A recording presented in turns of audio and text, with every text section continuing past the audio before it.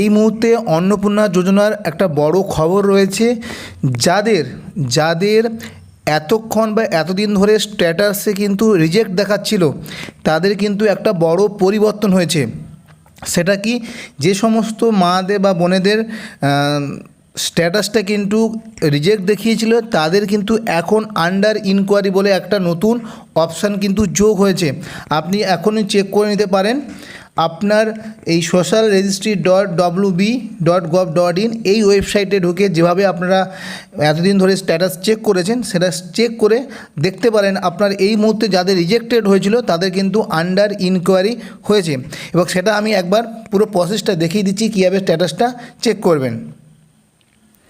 Chrome ব্রাউজারটি open করে social registry .wb.gov.in এই ওয়েবসাইটে যাবেন। যাবার পরে এখানে অ্যাক্সেস সিটিজেন পোর্টাল এই অপশানটাতে ক্লিক করবেন। ক্লিক করার পর ঠিক এরকম একটা ইন্টারফেস আসবে। এখানে আপনার জেলাটাকে নির্বাচন করে নেবেন, সাথে আপনার যে মোবাইল নাম্বার দিয়ে আপনি ফর্ম ফিল আপ করেছিলেন সেই মোবাইল নাম্বারটা দিয়ে ওটিপি রিকোয়েস্ট পাঠাবেন।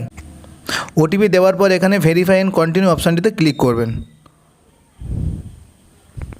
আমি যার ফর্ম বা যার স্ট্যাটাস এই মুহূর্তে চেক করছি, আমি কিছুক্ষণ আগে 1-1.5 ঘন্টা আগে এই স্ট্যাটাসটি চেক করেছিলাম। তখন কিন্তু 1 ঘন্টার আগে যখন আমি স্ট্যাটাস চেক করেছিলাম, তখন কিন্তু এই ফর্মটি এখানে রিজেক্টেড দেখিয়েছিল।